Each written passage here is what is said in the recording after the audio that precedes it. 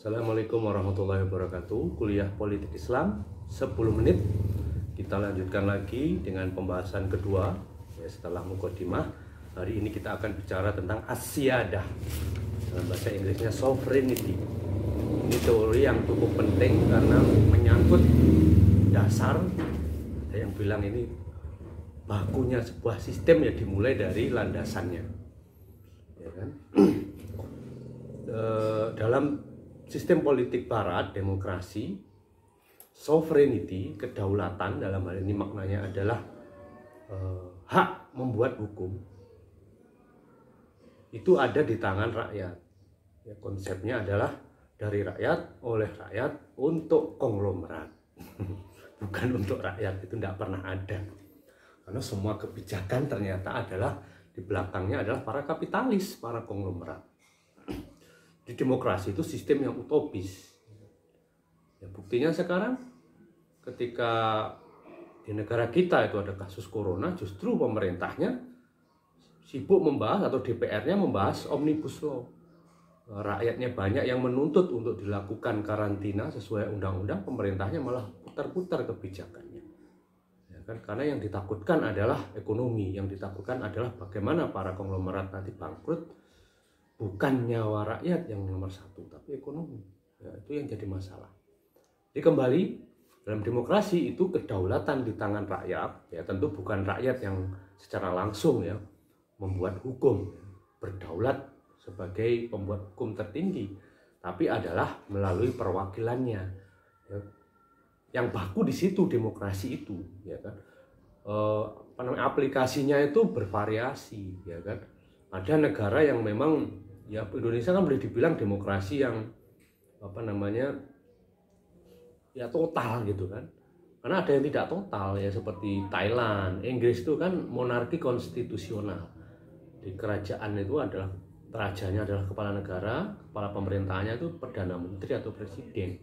Yang memang hak-haknya berbeda. Raja itu biasanya pemimpin tertinggi dalam militer, perang dan sebagainya. Kalau perdana menteri seperti di Thailand atau di Inggris itu adalah urusan pemerintahan.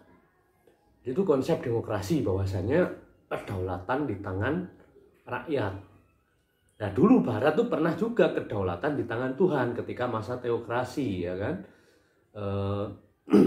Ketika agama Kristen dianut oleh Romawi, ya. Karena agama Kristen itu tidak punya aturan terperinci, terus bagaimana itu Tuhan berdaulat itu bagaimana? Yang terjadi adalah perselingkuhan antara paus dan raja, ya kan? Kemudian dibentuklah institusi kepausan yang sebelumnya tidak pernah ada dan juga tidak ada di dalam ajaran Kristen, yang sampai sekarang masih ada di Vatikan itu, ya kan? Itu wujud dari ide saat itu bahwasanya mereka juga menganggap kedaulatan, sovereignty itu ada di tangan Tuhan. Melalui siapa? Raja dan paus. Maka merekalah yang membuat hukum-hukum, membuat aturan-aturan yang mereka klaim itu adalah berdasarkan aturan Tuhan. Yang akhirnya itu kan ditolak karena banyak aturannya yang tidak rasional, yang menjual surat beli dosa, ya, kemudian membuat fatwa-fatwa sains yang ternyata salah begitu. Ya kan, kasus Galileo kan, dia mengatakan matahari pusat tata surya tapi dibilang salah oleh gereja. Gereja bilang bumi tata surya, pusat tata surya. Ya kan, bumi adalah datar. Itu sejauh itu. Jadi ketika mereka agamanya itu agama ritual kemudian dipakai untuk politisasi agama, yang terjadi seperti itu. Ya kan, kemudian terjadi pemberontakan intelektual di Eropa hingga muncullah Renaissance.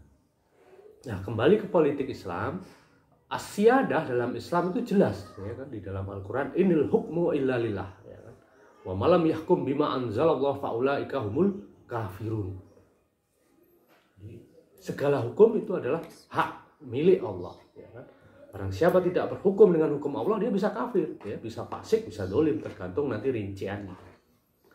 Jadi prinsip dasarnya ini baku. Ketika Rasulullah SAW menerapkan peradaban Islam di Makkah, kemudian di Madinah dan Jazirah Arab, ini menjadi sistem baku. Tidak pernah Rasulullah SAW, kemudian para sahabat, kemudian yang menjadi Khulafaur Rasyidin menerapkan hukum selain hukum Islam. Dasarnya, ibaratnya bangunan, pondasinya ya ini, ya, Islam, bukan yang lain. Dalam bahasa sekarang mungkin konstitusinya, konstitusi itu kan hukum tertingginya ketika ya, peradaban Islam berjalan adalah hukum Islam. Jadi aplikasinya seperti apa? As-siyadah li syar'i itu, the sovereignty in the Allah hands, kedaulatan itu berada di tangan Tuhan, itu ya contohnya mudah, ada di masa Nabi, ada di masa Khulafaur Rasyidin, Khalifah Abu Bakar, Umar, Utsman, Ali. Itu ada contohnya, jelas sekali, ya kan? Hukum semuanya digali berdasarkan hukum Islam, ya. Ketika Nabi masih ada tentu mudah. Segala permasalahan ditanyakan kepada Nabi dan Nabi langsung menjawabnya, atau kalau tidak langsung menunggu wahyu. Itu yang terjadi ketika Nabi masih ada, tentu sangat mudah. Ketika Nabi SAW sudah wafat, ya, ada para sahabat ya, yang melakukan ijma. Ya, ketika khalifah minta pendapat, ya tentu yang diambil kesepakatan sahabat. Tapi khalifah juga punya hak untuk mengadopsi hukum. Ya kan, tentu basisnya adalah kuatu dalil, ya. Dalil yang terkuat, ya kan? Itu prinsipnya. Jadi sebagai sebuah sistem politik, ya, sistem Islam itu sangat-sangat rinci dan rasional begitu.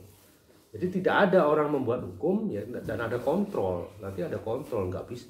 Beda dengan sistem monarki. Ya, monarki yang membuat hukum kan rajanya, kaisarnya, tsarnya. Tapi kalau sistem Islam itu tidak, sama sekali tidak boleh.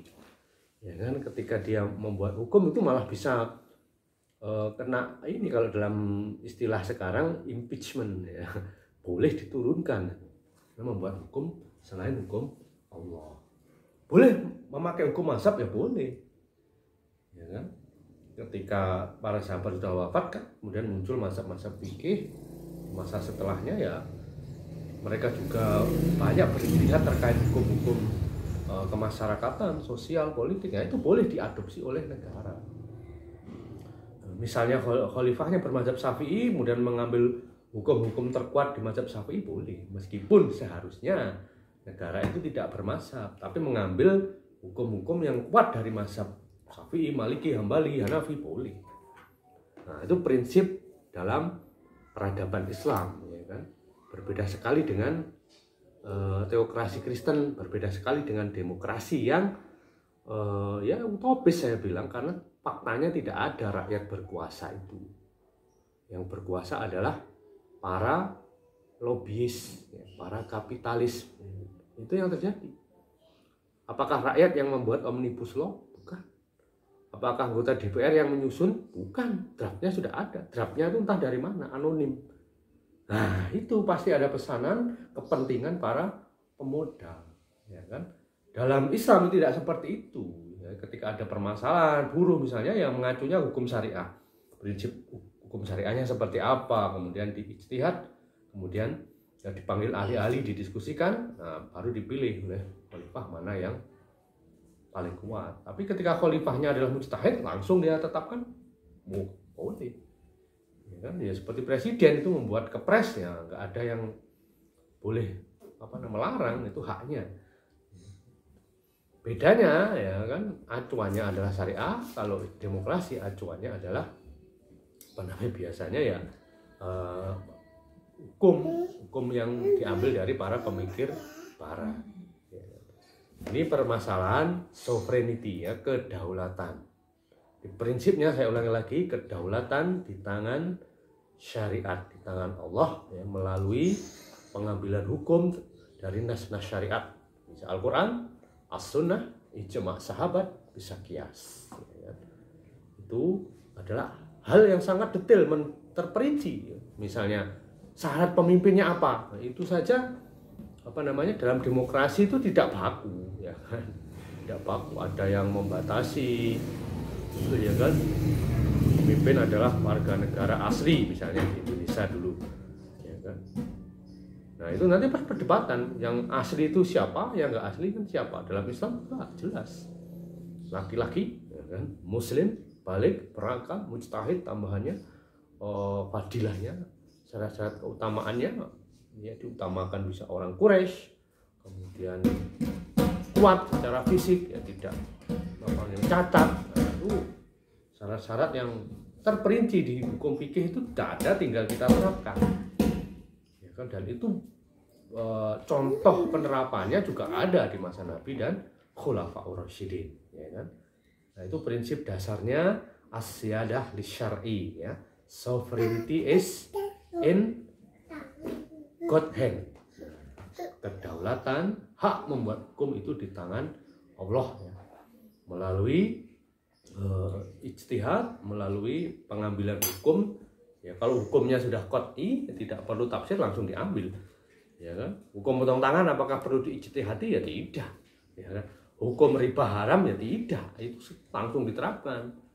Hukum jilbab wajib, ya tidak perlu dibahas lagi, ya kan. Dalam contohnya di masa Umar, ya jilbab wajib, dan ada aturan khusus kalau orang-orang ahli zimmah, Yahudi, Nasrani, ya tidak boleh sama dengan Muslim, ada pakaian tersendiri yang harus mereka pakai ketika keluar rumah, ya kan? Jadi jaminan halal akan jelas, orang kan tahu yang orang ahli zimmah itu jualan apa, ya kan. Ketika jualan daging, ya tentu harus distandarisasi halal enggak. Itu prinsip kedaulatan di tangan syariat. Jadi sangat terperinci aturan yang ada di dalam Islam. Nah, nanti kita akan lanjut, ya kan, tentang kekuasaan di tangan umat. Wassalamualaikum warahmatullahi wabarakatuh.